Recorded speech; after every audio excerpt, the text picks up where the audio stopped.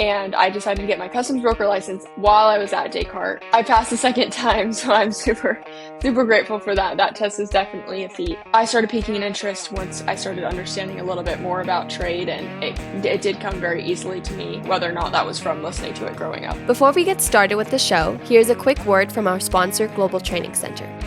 As trade compliance professionals, you want to make sure that your procedures and documentation are completed as correctly as possible to avoid any delays and possible fines. We provide a range of trade compliance courses that will fit your needs.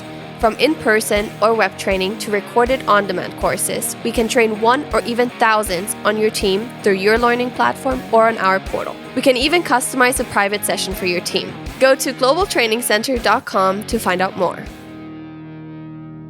Hi, everyone. Thanks for joining us here on the Simply Trade podcast. And today's show is going to be very different. And I've been hinting a lot about this in the past few episodes. It's just I've been wanting to personally, my goal has been to try and get some stories out there and some just different episodes that are not just always dealing with the tariffs and trade situation and politics and blah, blah, blah, and all that. So, I had actually at the ICPA annual conference in Orlando this year in March, I ran into, well, I didn't run into actually, there was this young lady that was talking to Anik and Chris here at the office about trade, and about our business and our training company, et cetera. And then Anik called me over. He's like, "Hey, Lalo," I don't know why she called me over, but I went over and I looked at her name and I was like, okay, well, I'll let her keep on talking. And her voice sounded very familiar. And I was like, oh, I think I know her. And then so there was a pause in the conversation and said, I think I know your parents, or I don't know exactly how I broke the ice. So I said, are your parents Ron and Jolie? And she's like, yeah, my mom's here, etc. So it's really exciting. So the whole Lackey family is here in our show. So we've got, for all of those of you that are probably as old as I am, or in the previous generation before AI, y'all may remember Customs Info, the software that it was, to me, it was the original one. I don't care if it was or not, but to me, it was the original tariff, listed all the tariff codes and gave you all the cross references between other countries, et cetera. We'll let them talk about that here, but they exited out of that and they sold that business to Descartes. That's who runs it right now. And coincidentally enough, you go to customsinfo.com, it's still there. They didn't rebrand it or anything, which is cool. But so we have Ron Lackey and Jolie Calloway Lackey, that were all running that business, and remember meeting such great folks there, and really had a really good relationship. And if it comes up or not, I don't know. But I was telling Jolie at the ICPA of this weird situation when my software company, got bought out by another software company, and how strict they were on me talking to them. And I guess apologies right now if y'all felt that I suddenly cut you all off when we were bought out by another company, but that was not my doing. But anyway, so so now we have Madison Lackey as well. She's their daughter, and so all worlds collide here, which is kind of weird. So if you're watching the YouTube video, you're seeing me wearing a cap from Cal Poly and my proud dad Cal Poly shirt, because she also graduated from Cal Poly in San Luis Obispo, and my kids both graduated from there. So I don't know, it's kind of weird how all of this almost comes together and almost parallel. But Ron, Jolie, Madison, thank you for coming on our show, and welcome to the Simply Trade podcast. Thank you. Well, thank you. Awesome. So, Madison, tell me, I'll start with you. This is just, let me know, so when we were talking, you said you were originally, when you graduated from college, you were not really in trade. You decided to take the broker's exam and you passed. Congratulations. And then so what did your parents push you into trade? What's going on with that? No, actually, so I wasn't interested in trade at all. Growing up, it's definitely very complex, and so I didn't really know what they did growing up. But I actually, when I was at Cal Poly, I started working for a professor who was actually the U.S. Grains Council, for China. So he was helping move all the grain back and forth between the US and China. And so I took one of his classes, and it was an international trade marketing class. And a lot of the terms I knew, and I actually breezed through the class, and the professor asked me to be his assistant. And so I was helping him come up with lectures and grading papers, that sort of thing. And that's where my interest in international trade peaked again. And I started understanding like maybe a little bit more about what my parents did in that realm. And so that summer I had an internship with Cypress where I was working on AI documentation. I got a little bit of a lowdown of what Wise Tech does in the trade space. And then that's kind of what piqued my interest again in trade. I really liked working for Cypress and Wise Tech. It was a great company to work for. And then I started, after I graduated from California Polytechnic, I started working at Descartes as an implementation specialist on CI Manager. And I worked with a lot of brokers, working with a lot of clients that were working with massive amounts of data and tariffs. And I decided to get my customs broker license while I was at Descartes. And I passed the second time, so I'm super, super grateful for that. That test is definitely a feat. And so yeah, that's kind of how I got into it. So it wasn't pushed. It was more, I started piquing an interest once I started understanding a little bit more about trade, and it did come very easily to me, whether or not that was from listening to it growing up or.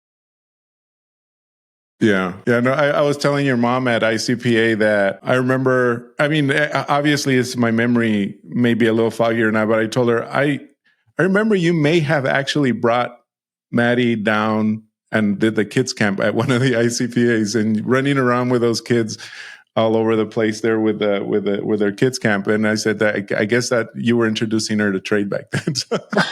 That's right. You had a good memory because we brought both our daughters, Madison and our younger one, Morgan, to those camps. So good memory.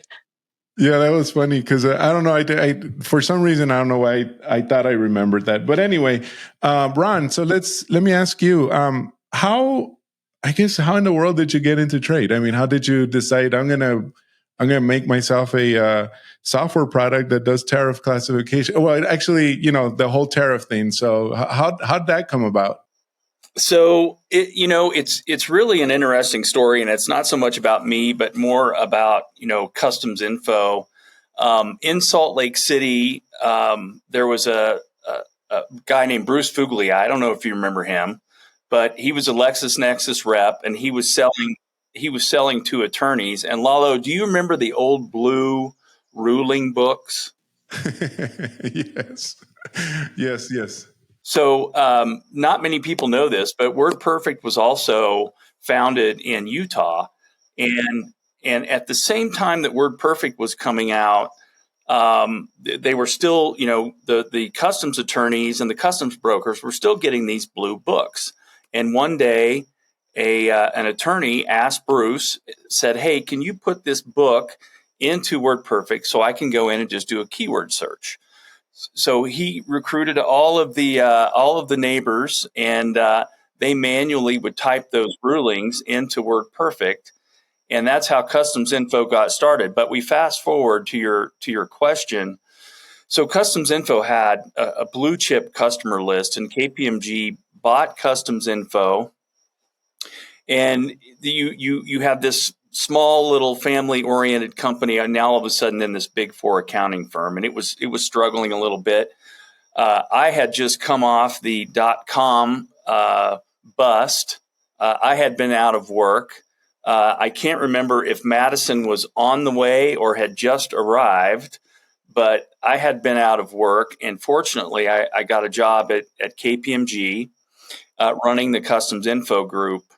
And I don't know if you remember Sarbanes-Oxley, but there were a lot of legal changes, and the big accounting firms decided they weren't going to do a lot of the consulting or any of the affiliated services. So they decided to sell Customs Info. So we scraped up some investors, some local investors, bought Customs Info, And really, it was kind of an easy strategic thought, because all we did at the time was U.S. and Canadian data, and the thought was, hey, let's make this global. So we had, and by that time, this was the first few months, we'd started to reach out to foreign governments. We started to collect foreign tariffs. I had a guy in the Philippines that would ride his bicycle down to the customs shop, take a bunch of Philippine nickels with him, make Xerox copies of the tariff, ride his bicycle back to his apartment, scan the tariff, and then email it back to us. And one more story, and then I'll stop in regards to the international data. But I called the customs director of Yemen one time, and he actually picked up the phone. And I said, I would like to buy your tariff. And he said, hey, no problem. But today I'm driving my taxi. I'll have to call you back tomorrow, which he did. Oh, wow. But ultimately, we were able to collect all those tariffs the tariffs from 170 some countries. And by the time we sold in 2014, we were the largest provider of trade content for SAP and Oracle. And that was kind of our claim to fame. Yeah, I mean, no doubt. I know when I was at PSI Software, that's the company that I started with and accidentally got into trade that way. But I remember clients coming to us and saying, is there a better or faster way to just get because of course our Mexican customs compliance software and our NAFTA software did not really come with the tariff, the HTS at all. And so they were asking, is there a way that we can upload this? Or I guess back then there was no real view or sense of uploading, but like, how can we load it? Can we preload the database? I guess that was their question. It's like, no. So we went looking around, and I guess at one point we might have ran into you all at must have been ICPA. I don't know how else I would have found you all, but then we started interfacing directly to your y'all software, and then Jolie and I guess worked on or tried to work on a few deals. So Jolie, how did you get in? I guess by default. Trade by accident, possibly. I was running a large auditing firm in downtown Salt Lake that we were dealing with big data. That was really our specialty, was to really get in and grind that data. And we had developed our own proprietary software in order to do this. And it ended up being a really good fit. I mean, I'll tag on to what Ron said. A lot of customs info at the time was on CD-ROM, and that's what the attorneys really loved because they could sit on an airplane when they're traveling to clients' offices, keyword search, do their work. And that was before the internet was so prevalent on airplanes. And again, we were doing mostly import. So I came on right when we purchased Customs Info. We were fortunate enough to grab a few of our really rock star players out of the data space and brought them over. And as we expanded globally, and maybe to tag on to what Ron was saying, I think one of the interesting things that happened was the economy at that point in time when we first bought Customs Info was in a difficult situation, and the dollar value had dropped tremendously. So all of a sudden we became more of an export country. And so we saw that opportunity where we had to go out and say, you know what, we need to be bigger than imports. We've got to get this information around the globe in order to support companies that are really trying to export to all of these other countries. And Ron did a great job of making a key acquisition for us with a company out of Canada. And that enabled us to start really moving in that, 180, 190 countries, moving tariffs. And with the data team that we brought over, still the countries that were doing everything in paper, we had skill sets to data lift, OCR, start really managing large scale data sets and showing people how they could keyword search. I mean, I remember walking into somebody's office. I did a lot of work in Europe, especially with SAP and those clients, but walking into somebody's office and they literally just had stacks and stacks of paper. And, they're looking through rulings, they're looking through tariffs. And then to be able to show them how you can quickly keyword search across tariffs. I mean, their eyes basically kind of popped out of their head on how much more efficient they could actually be. So yeah, I came over from the data world, the data auditing world. So that kind of like almost just like naturally came to you how they meshed. I mean, by coincidence, I guess it just meshed together, which is pretty cool. And because of all the data, and we're handling a lot of data. I remember there was a Mexican company. I don't know if y'all partnered with them, or I am trying to remember again. My memory is failing me here a little bit, but I remember they were like, I don't know how you can even keep up. We can't even do the Mexican part just alone. And these folks have like so many. And anyway, I do remember, like a little bit about that. And because we needed the Mexican tariff, I remember, because of course our Mexican customs software. So, but anyway, so yeah. And folks, we have Andy now on the show. Sorry, Andy, about the miscommunication there, but glad you can join us because I know you know these folks. You don't know Maddie yet, Madison, but just so you know, Madison is Ron and Jolie's daughter, who just recently came into the trade world not too long ago, and I met her at ICPA over in Orlando. Well, good to meet you. I will say, your folks are phenomenal. They are just, and Ron's one of those guys that's going to forget more than I get to learn. So, it's like, well, I got a question, Ron. You had, I thought, with Customs Info and the company and the way that you guys were handling things, and it was just a phenomenal product. There's no question about it. But obviously, you didn't do it on your own. So, as far as when you step into obviously leading a company in that kind of a realm, was there what would you say for somebody that's coming up through the ranks and maybe thinking about taking on a company or has a company and it's now beginning to mushroom, the leadership skills in trying to balance out, your work life? Obviously, there are times that you're putting in lots of hours, but how do you motivate your folks, or how do you keep them focused? How do you, what do you look at, and how do you keep yourself focused?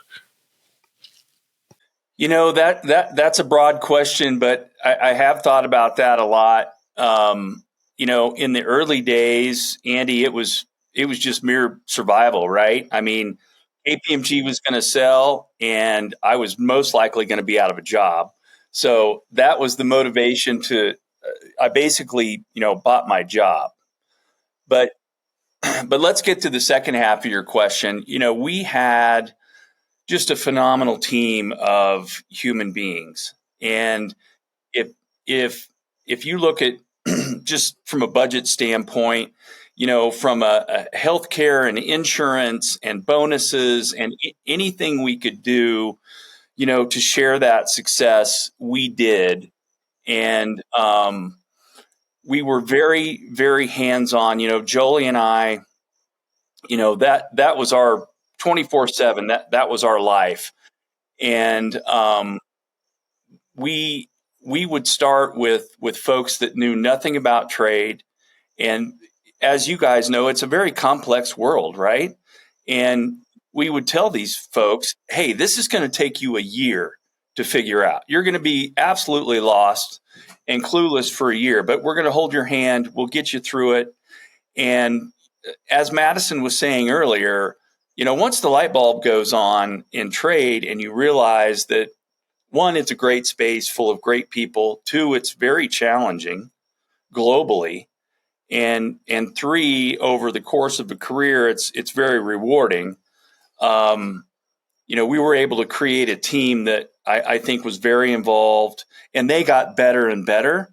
And as a founder and executive, it's a lot of fun when your folks that work for you, when they become the expert. That's when you are a successful founder and executive is when the folks that work for you become the experts. Well, you guys were always so fantastic, Jolie. I mean, I'm telling you, you were so professional, but you had such a passion. And I'll never forget. I mean, you always represented your company fantastically, and but you weren't stiff shirts. You guys, y'all were. It was like easily to approach. I love dealing with y'all more than anybody at those conferences. And I'll tell you a story in just a minute. But Jolie, you started to say something, and obviously, I can sit there and talk the horns off a billy goat in a New York second. So let me shut up. No, I was just going to add on to a couple of things that Ron was touching on, and you asked how you keep people motivated, and one of the things that happened early on is, and I mentioned this earlier, that we were able to swipe over a few really key people from my old auditing firm that really knew big data really well. And one of those guys, and I won't say names, was just an avid skier. If he wasn't out on a powder day, it was going to probably be a problem. And so I think we decided to buy him a season pass and say, hey, we know you're going to be working your tail off, lots and lots of extended hours, but when the powder's coming into Utah, go. Like, we made sure that he was out of the office on those days so that he could come back in and focus and get that stuff done. And the other part that I was going to mention is, and Madison can attest to this, but, Ron and I spent a lot of time overseas, working with partners, working with companies, trying to get the data integrated into software solutions. And when we had extended trips, and sometimes it would be me going over, and sometimes it would be him going over, sometimes it would be both of us. And if it was both of us, the kids were in tow. So Madison and our younger daughter, Morgan, were getting drugged through the trade sling, around the world and making sure that we still had family time. And, it was one of those businesses where you worked hard all day. You took your gap in the evening to make sure the family was intact. You're doing everything that you want to do. And then, the computer comes back on at 10 o'clock at night, and it came back on again at 4 or 5 a.m. in the morning, depending on where you were talking around the globe. But I think one of the really big benefits to having a company like that was you could shut down when you needed to, and you could control your own schedule. I mean, we kind of joke that we were remote before remote became, a topic. And, we had such a great team of people that we knew we could count on them. There wasn't any of this question of, are they really working? Because everybody there was excited about the industry, and they just worked so hard that you knew you could trust them to take care of everything that needed to be done.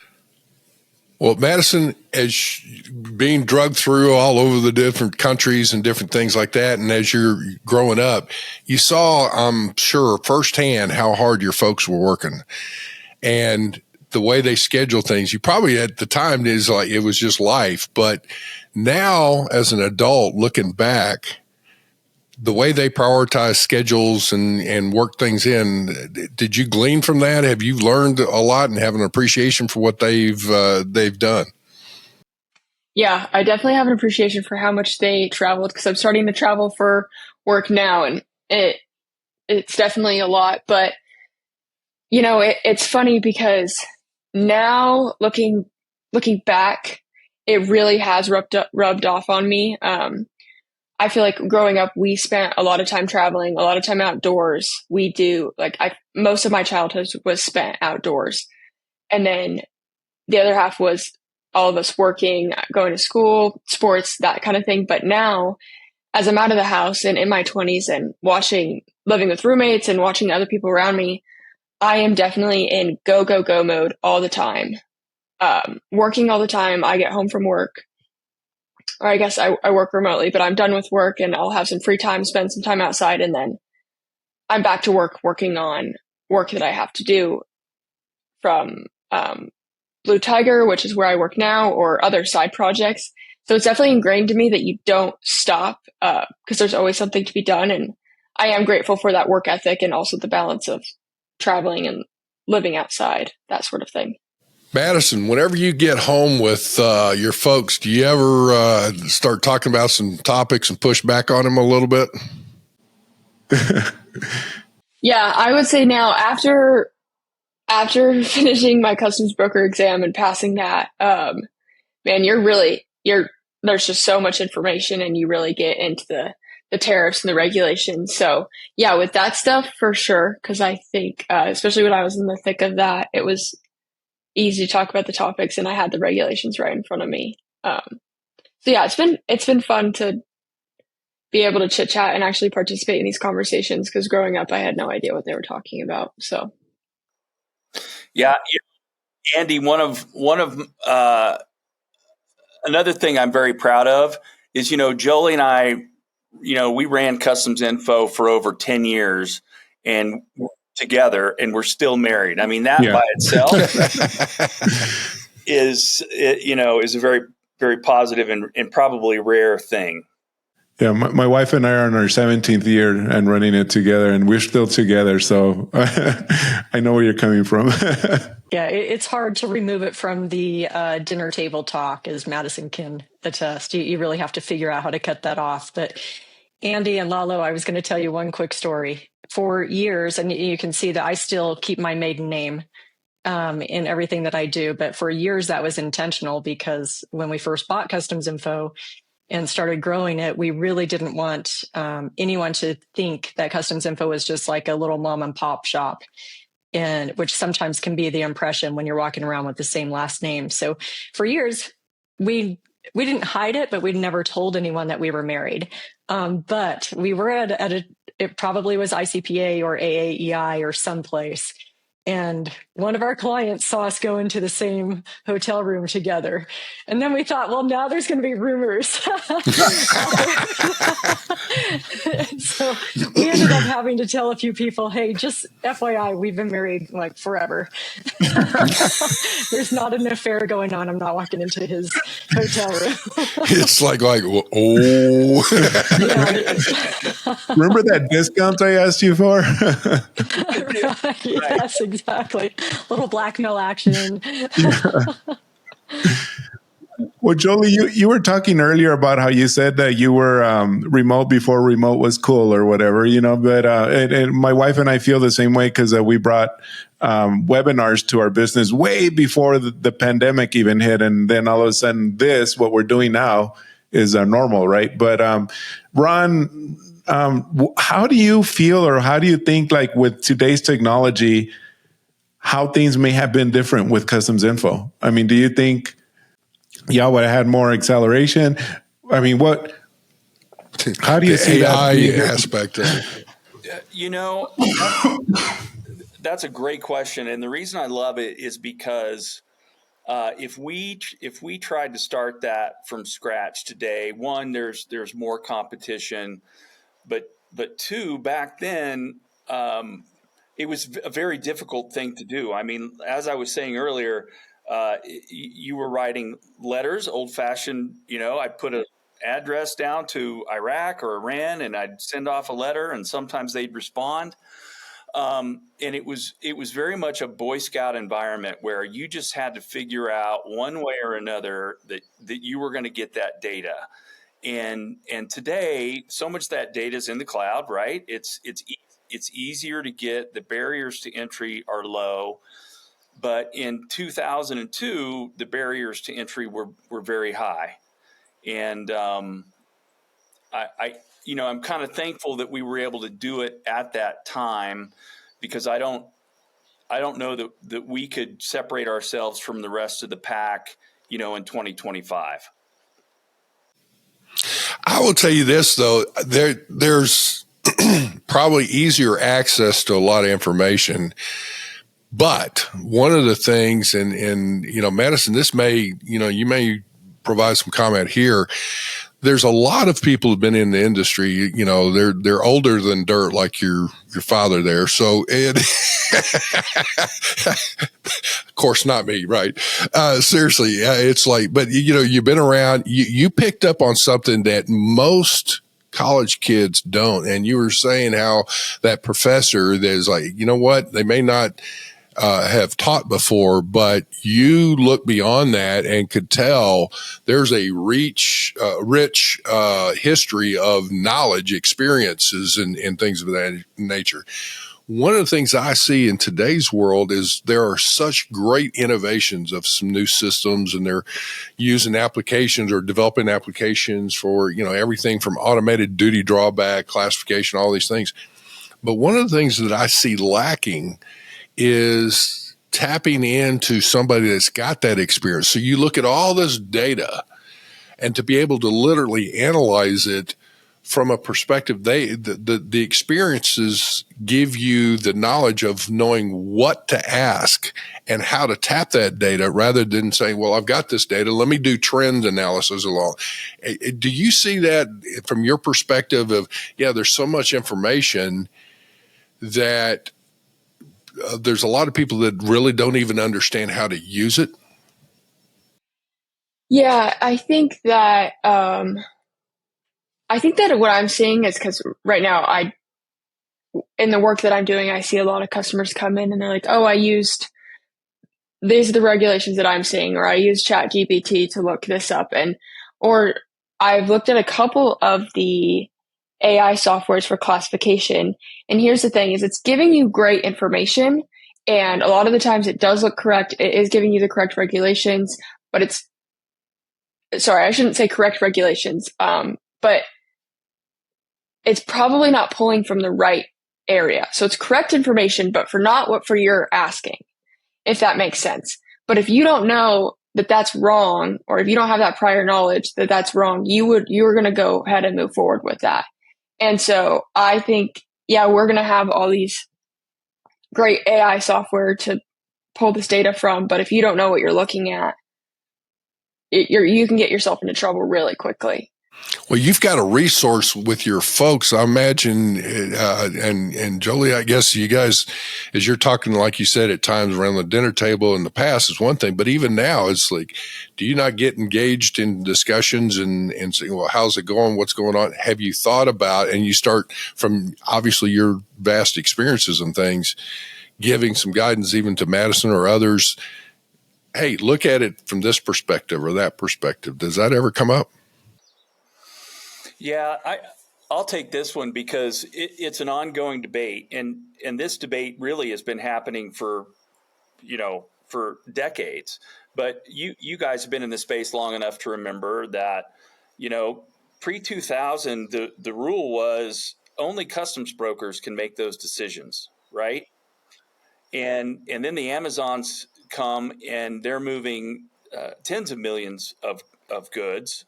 And it's just not realistic that a human being, no offense, Madison, it's just not realistic that a broker looks at each and every product for the volume that was happening. Remember, global trade was just skyrocketing in the early 2000s. So we have this ongoing debate, the broker versus the business, and we still have to keep the goods moving, and it was just a few months ago, Madison and I were having this debate, and the thought is she's exactly right. The brokers and the trade professionals and the attorneys, they know the final answer, and you must check with them. But what happens in 10 years when there's 1 million computers that all say it's the same classification, right? And at what point do we as humans say, well, 1 million computers can't be wrong, so it's got to be that? But that's going to be a debate that we're gonna face over the next decade. The thing is the regulations are made up by humans, and the issue with the HTS codes is they are somewhat subjective they're somewhat subjective. Like, there can be two codes where you're going in one direction or the other. And here's the thing, is we get it wrong all the time. That happens. But as long as you're practicing reasonable care, then you can adjust. And that's why we have post-correction summaries. That's why we do all that stuff. But the thing. Well, let me offer this.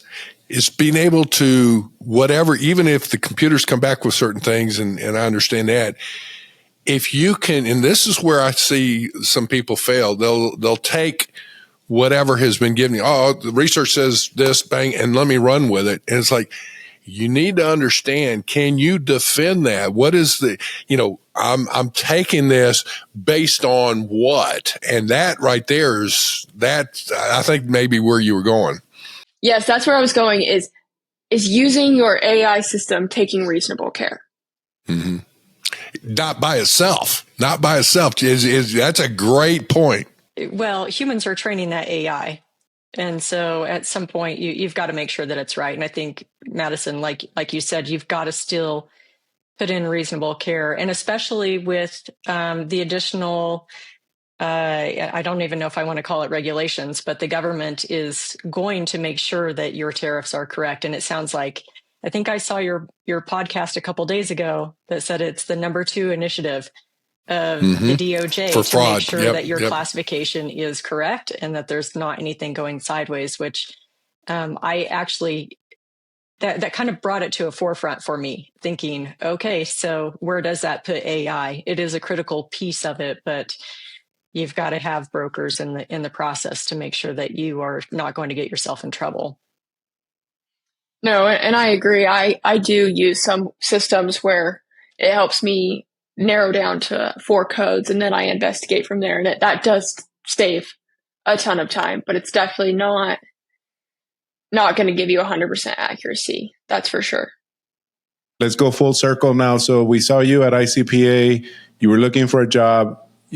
I just want to bring this up because your mom was amazing and your dad were both, of course, Tim, we know, were amazing at this, and that was networking. So they networked the heck out of it, and that's why they grew their company that was so successful. So you obviously learned something from that because so you were networking at ICPA. You went. I saw you talking to so many people. So that resulted in a job, right? Yeah. So I ended up leaving Descartes end of last year, and I was told over and over again, do not leave a job unless you have another job lined up. Right. And I ended up leaving, and but the thing is I wouldn't have gone to ICPA if I had still had a job. I wouldn't have had time. Anyway, so I went to ICPA. I did a lot of networking. My mom was amazing. She's been a great mentor. Going back to your question, Andy, I ask her, I'm messaging her every day for questions and advice and everything. And my dad too. But for ICPA, yeah, my mom was going to go, and I decided to go, and I pitched to almost every single company, hey, I'm looking for a job. And a lot of people were taken aback, like, oh, you're not a client, you're not a prospect, you're not looking to just network. I was like, I want a job. So I ended up meeting my now employers. I work for Blue Tiger International, which is, I'm so happy. They're such a great company. And yeah, amazing. So I definitely think that you got to close some doors to have others open. And so, yeah, my biggest advice for people who are looking for a job or are really scared to leave their job to look for something new is getting in front of people and not being scared to close one door, because that opportunity wouldn't have arisen if I had it. And now I've learned. I've been at Blue Tiger for 3 months, and I have learned so much. It's incredible, and they're an incredible company. And that was probably Ron and me saying, don't leave before you have another job. But well, I get it. That's the way. That's the way. As parents, I would be doing the same thing. Yep. but right. I was super. I mean, from a parental point of view, and I'll say this personally, I was just so impressed with Madison's ability to go out there and network, because getting a job right now through, sending out resumes and just trying to talk to people, is a very difficult time. And watching her go through and talk to every single booth, meet as many people as she possibly could. That was just one of those proud parental moments where I was in sessions and I was in there, just trying to figure out exactly what was going on with USMCA, with everything taking place. And then I'd walk out and she's talking to more people. And so, from my perspective, I was just really happy to see that. And she did walk out of there with really great contacts, and knowing people in this space is so key, because all of us have been together for many years now. And I just think it's a tight knit group in the trade space. So that was fun for me to watch and see. And landed you on the show too, so. Oh yeah, right. Going to ICPA was such a good call. I have contacts that I reach out to now for clients that I'm working with at Blue Tiger. Yeah, anytime you can get in front of someone, it's a good idea. Well, Ron, Jolie, Madison, y'all have been absolutely fantastic. Ron, I gotta say, it's y'all's family has a legacy. You're so fantastic. You guys met, so many different people, and you are very, very well respected in the industry. And you lucky dog, you worked hard and sold the company. And, I'm wondering just like, what are you doing to keep yourself, from getting bored? So I'm currently at WiseTech helping them to increase their compliance offerings in the marketplace. And it's a great company, great leadership. And, it's a lot of fun. And if you want to do big things, you got to be on a big platform, right? And WiseTech's one of the biggest on the globe. So my team, Madison mentioned Cypress, my team and I are super excited and happy to be at WiseTech helping that move forward from a compliance standpoint. Y'all, I tell you what, that's encouraging, because I would hate for your phenomenal leadership and abilities to be, stagnated. So it's like, applying it. It's good to know. So, hey, all of y'all are so fantastic. I hope we can do this again too, because I will say it's been an honor getting to meet with y'all and talk with y'all again. And Ron, I'll tell you, I've just, again, you and Jolie both, I've had such phenomenal respect for and what you've been able to accomplish. But and Madison, man, you definitely have come from good stock. There's no question there. But the other is, there's no doubt you're making your parents very proud, but continuing the legacy of the Lackey family, excuse me. So anyway, thank you so much for y'all being on our show. Hey folks, one thing is, I will say, share, continue to promote our show. You guys have been fantastic. And listen, if you have any stories about the Lackey family here, let us know, because we'd feed them back to them. That is like some stories of how they have helped out. It's like, we've opened up a can of worms. And I'm telling you, yeah, I'd love to see those skeletons and come back to Ron.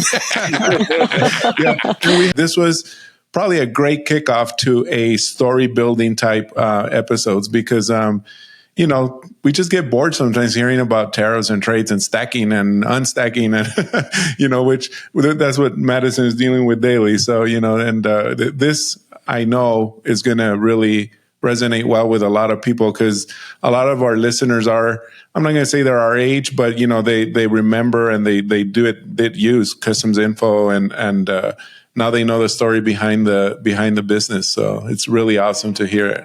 Well, thank you so much. Thank you very much. And the respect is mutual. It's really great to see both of you again. Really great people to know throughout the years. Thank you. Hope you all have a good one too. Thank you very much for joining us. Simply Trade is brought to you by the generous contributions of Global Training Center. You can follow the show and GTC on LinkedIn or Twitter and other social networks. Make sure you check out the show notes in the description for a full rundown of today's show with all the important links. Also, make sure that you share this with a friend and subscribe on your favorite streaming platform. We really like hearing from you. If you enjoyed the show, make sure to rate and review wherever you listen to this podcast. If you or someone you know would like to be a guest on the show, or would like to sponsor Simply Trade, or suggest any topic you would like for us to discuss, please contact us via email at simplytrade@globaltrainingcenter.com, or you can DM us on Twitter at simplytradepod. Thank you again for the privilege of your time. Happy trading. Simply Trade is not a law firm or an advisor. The topics and discussions conducted by Simply Trade hosts and guests should not be considered and is not intended to substitute legal advice. You should seek appropriate counsel for your own situations. These conversations and information are directed towards listeners in the United States for informational, educational, and entertainment purposes only, and should not be substituted for legal advice. No listener or viewer of this podcast should act or refrain from acting on the basis of information on this podcast without first seeking legal advice from counsel. Information on this podcast may not be up to date depending on the time of publishing and the time of viewership. The content of this posting is provided as is. No representations are made that the content is error-free. The views expressed in or through this podcast are those of the individual speakers, not those of their respective employers or Global Training Center as a whole. All liability with respect to actions taken or not taken based on the contents of this podcast are hereby expressly disclaimed.